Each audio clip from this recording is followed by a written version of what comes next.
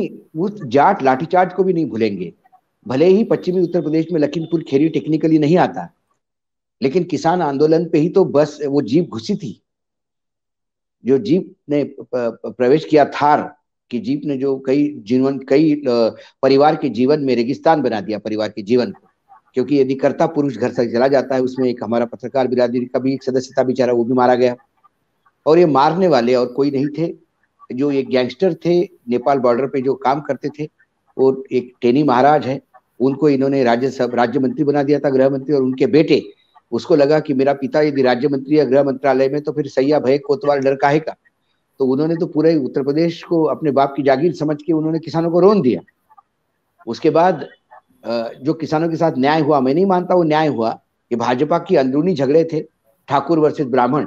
उसमें टेनी महाराज निपट गए और लखनऊ के ठाकुर ने एक ऐसी एसटीसी बनाई जिसने एक ऐसा रिपोर्ट दिया, इनके बेटे को तो अंदर कर ही दिया, लेकिन उस घटना को भी एक षड्यंत्रकारी घटना बोली गई।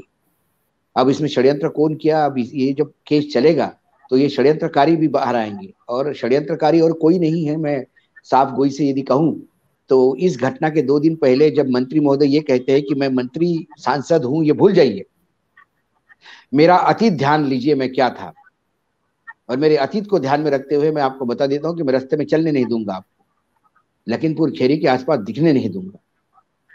जो वो धमकी दी थी, जो अपना अतीत याद दिलवाता है, वही उस बेटे का पिता है जिसने रोंदा है लोगों। तो वो षड्यंत्रकारी, तो ये सब लोग भूले नहीं। प्रधानमंत्री का आंदोलन जीवी कहना अब किस मुंह से गृह मंत्री वोट मांग रहे हैं किसानों को, हास्यास्पद है। एक तरफ किसानों को गाली देते हो, दूसरी तरफ कहते हो कि हम उनको 6,000 रुपए दे रहे हैं, और 6,000 रुपए के भीख देकर आप किसानों के मत यदि खरीदना चाहते हो। तो ये किसान आंदोलन खत्म हुआ ऐसा उनको लगा, किसान वापस आ गए, रास्ते खुल गए, सब कुछ अपने जगह पे हो गया। लेकिन 700 किसानों की शहादत, इसका जो घाव है वो अभी सूखा नहीं, और वो सूखेगा नहीं। किसानों की बाकी मांगे, एमएसपी का जो कानून आना था उसके ऊपर सरकार ने लॉलीपॉप दिया, कोई कमेटी अभी तक नहीं बनी।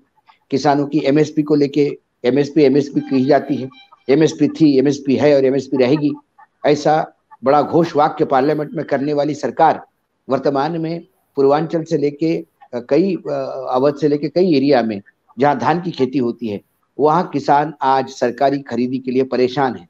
वो दलालों के हाथ में अपनी फसल बेचने के लिए मजबूर है, क्योंकि सरकार एमएसपी पे धान नहीं खरीद रही है। ये वस्तु स्थिति है। सरकारी आंकड़े या सरकारी नेताओं के भाषण, क्योंकि चुनाव के समय के दिए हुए भाषण ये चुनावी जुमले होते हैं, ये यही नेताओं ने बार बार बोला है। तो इनके भाषणों के आंकड़ों के बजाय यदि यथार्थ के धरातल पे उतर के देखें तो आपको ये दिखाई देता है कि किसान आज परेशान है।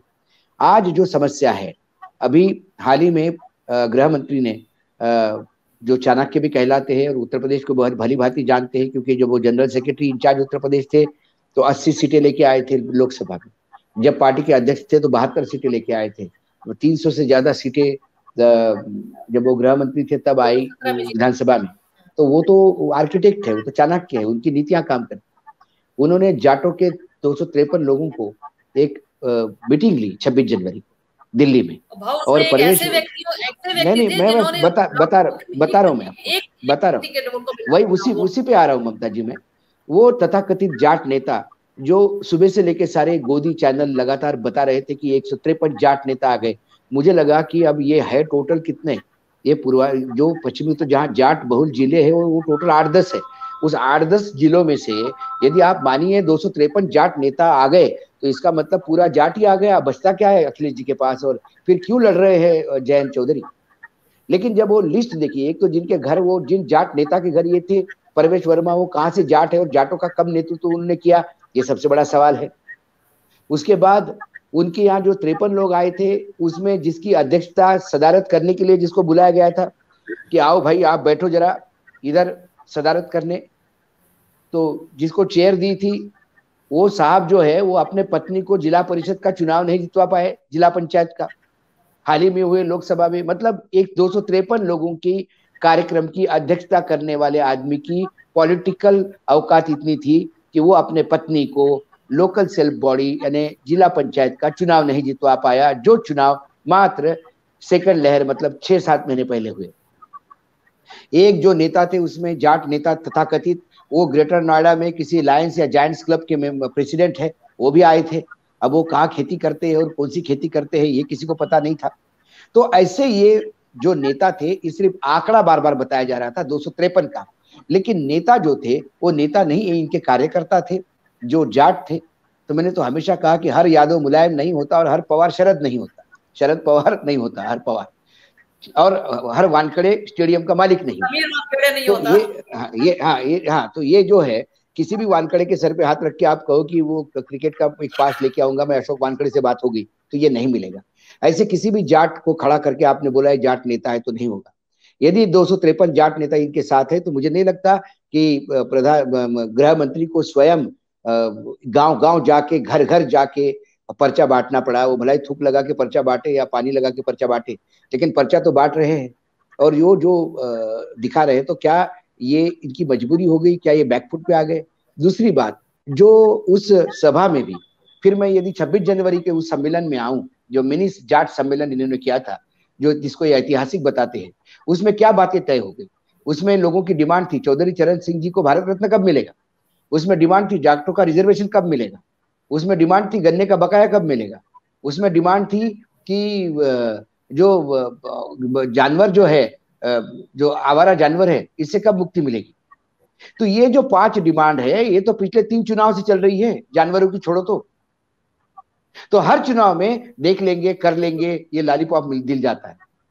तो जाट जितना ताकत से इनके साथ है, उतने ही ताकत से जाट अलग हो गया।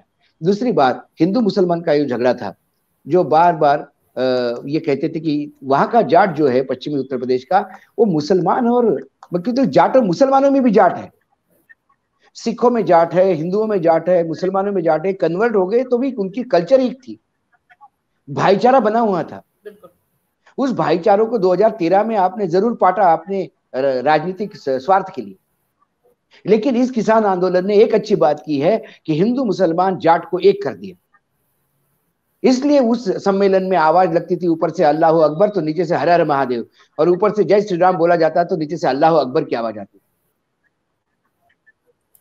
तो ये जो हिंदू मुसलमान का जाट का एक होना, ये इनके गले नहीं उतर रहा है। इसलिए उनको लगता है जाट मुसलमान यादव और ओबीसी सारा एक हो गया तो यहाँ तो डिपॉजिट जब्त होने की बात हो रही है। आपने पिछली बार इतनी सारी सीटें ली थी, तो वो तो यार डिपॉजिट जब्त होने की बात। इसीलिए ये लगातार प्रयास हिंदू मुसलमान का करने का प्रयास कर रहे हैं। बार बार ये बात कर रहे हैं कि आप इलाहाबाद को, जिसने, यदि आपने इलाहाबाद को प्रयागराज को इलाहाबाद कह दिया, तो इसका मतलब जो जिन्ना से करे प्यार वो कैसा बना प्रयागराज से करे प्यार, ऐसी बातें होती है। जब भी कोई जिन्ना का नाम लेता है तो इनकी तकलीफ होती है। ये इस बात का क्यों नहीं जवाब देते कि लाल कृष्ण आडवाणी जी ने पाकिस्तान में जाके जिन्ना के कब्र पे क्या लिखा था, क्यों फातिया पड़ी थी वहां पे उन्होंने? हाँ, तो उससे कम से कम तो इन्होंने यहाँ जिन्ना का नाम लिया, आपने तो वहां जाके मस्जिद पे उसके जो कब्र पे जाके नतमस्तक होके जिन्ना को श्रद्धांजलि दी थी। तो बड़े कल्प्रिट कौन है? बीजेपी वाले हैं मतलब।